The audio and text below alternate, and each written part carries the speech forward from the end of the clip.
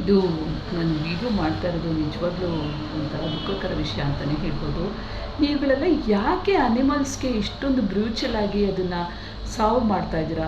ಖಂಡಿತವಾಗ್ಲೂ ನೋಡಿ, ನಾವೇನು ಕೆಟ್ಟದ್ದು ಮಾಡಲ್ವಾ ಹೇಳಿ? ಮನುಷ್ಯ ರಾಬ್ರಿ ಮಾಡಲ್ವಾ? ಮನುಷ್ಯ ಮತ್ತೊಂದು ಮಾಡೋದಿಲ್ವಾ? ಒಂದು ಹೆಣ್ಮಕ್ಳಿಗೆ ಸ್ಥಾನಮಾನ ಬೆಲೆ ಇಲ್ಲಿ ಇದೆಯಾ ಹೇಳಿ? ಯಾವುದೇ ಹೆಣ್ಮಗು ಆಗಲಿ ಅದಕ್ಕೇನಾದರೂ ಒಂದು ಮಾಡ್ತೀರಾ? ಏನೇನು ನಡೀತಾ ಇಲ್ಲ ಮನುಷ್ಯ ಮಾಡ್ತಾಯಿಲ್ಲ. ಪಾಪಿ ಮನುಷ್ಯ ಎಲ್ಲವನ್ನೂ ಮಾಡ್ತಾ ಇದ್ದಾನೆ.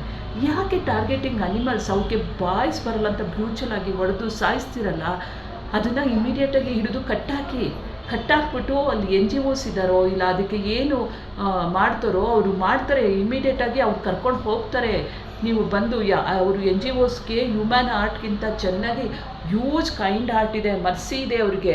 ನಿಮ್ಮಂಥವ್ರಿಗಿಲ್ಲ. ಮರ್ಸಿ ಅಂದರೆ ಏನು ಅನ್ನೋದೇ ನಿಮಗೆ ಗೊತ್ತಿಲ್ಲ, ಕೈಂಡ್ ಹಾರ್ಟ್ ಅಂದರೆ ಏನು ಅಂತ ಗೊತ್ತಿಲ್ಲ.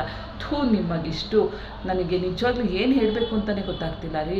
ಎಷ್ಟು ನಾನು ನೋಡ್ತೀನಿ ಸೋಷಿಯಲ್ ಮೀಡಿಯಾ ಆನ್ ಮಾಡಿದ್ರೆ ಸಾಕಪ್ಪ, ನಿಜವಾಗ್ಲೂ ನಾಯಿ ಕೊಡೋ ಹಿಂಸೆ, ಚಿತ್ರ ಹಿಂಸೆ ಕೊಡ್ತಾರೆ. ಅಯ್ಯೋ ಅನ್ಸಲ್ವಾ ರೀ ನಿಮಗೆ? ಹೊಡಿಬೇಕಾದ್ರೆ ಸಾಯಿಸ್ಬೇಕಾದ್ರೆ ಸಾಯ್ಲಿರಿ. ದೇವರು ಅವ್ರಿಗೆ ಯಾವಾಗ ಮೃತ್ಯು ಕೊಟ್ಟಿರ್ತಾನೋ ಆ ಮೃತ್ಯುದಲ್ಲಿ ಹೋಗಲಿ. ನಿಮ್ಗೆ ಯಾಕ್ರಿ ಬೇಕು? ಕರ್ಮ ಅಂತ ಸಾಯೋ ನಾವು ಅದು ಹೇಗೆ ರಿಫ್ಲೆಕ್ಟ್ ಆಗುತ್ತೋ ನನಗಂತೂ ಗೊತ್ತಾಗ್ತಿಲ್ಲ. ನಿಮ್ಮಂಥವ್ರಿಗೆ ರಿಫ್ಲೆಕ್ಟ್ ಆಗಲ್ಲ, ನಮ್ಮಂಥವ್ರಿಗೆ ದೋಸೆ ತಿರುವಾಕುವಾಗ ಇಮಿಡಿಯೇಟಾಗಿ ರಿಫ್ಲೆಕ್ಟ್ ಆಗುತ್ತೆ. ಯಾಕೆ ಅರ್ಥ ಮಾಡ್ಕೊತಿಲ್ಲ?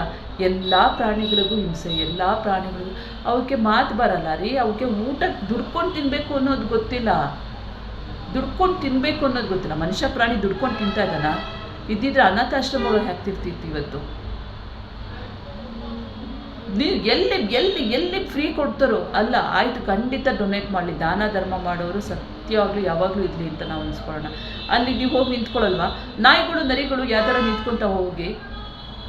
ಯಾಕೆ ರೀ ಆ ಪ್ರಾಣಿಗಳು ಅಷ್ಟು ಹಿಂಸೆ ಮಾಡ್ತೀರಾ? ಅಯ್ಯೋ ನೀನಿದ್ರೆ ನೀನೇ ಕರ್ಕೊಂಡೋಗಿ ಸಾಕು. ಖಂಡಿತ ನನಗೆ ಆ ದೇವರು ಶಕ್ತಿ ಕೊಟ್ಟರೆ ಖಂಡಿತವಾಗ್ಲೂ ಫಸ್ಟು ನಾನು ಮಾಡೋದೇ ಅದೇ ಕೆಲಸ.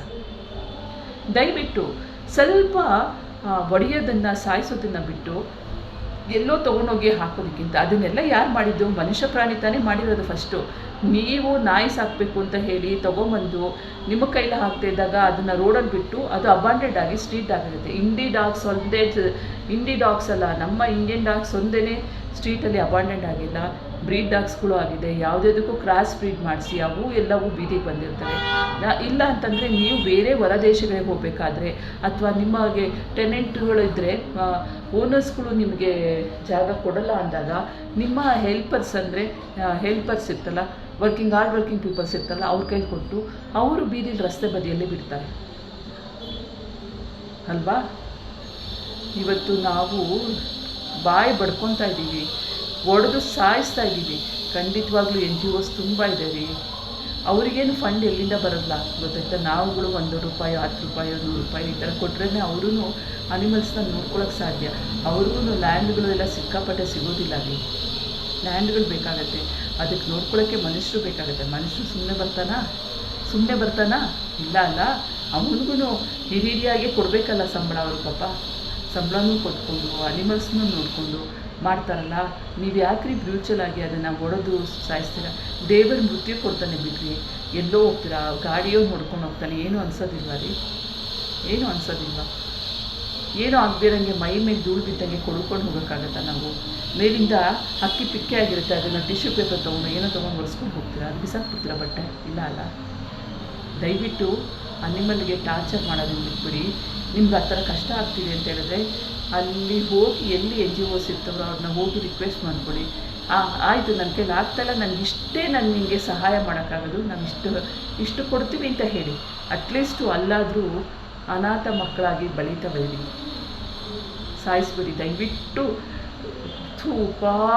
ಆ ನೋವು ತಡ್ಕೊಳ್ಳೋದಾಗತ್ತೆ ರೀ. ನೀವು ಹೊಡೆಯೋ ನೋವು ನೀವೇ ಹೊಡ್ಕೊಂಡು ನೋಡ್ಕೊಳ್ರಿ, ಚಿಂಟು ನೋಡಿಕೊಳ್ಳ್ರಿ. ನೀವು ಗೊತ್ತಾಗುತ್ತೆ ನಿಮಗೆ.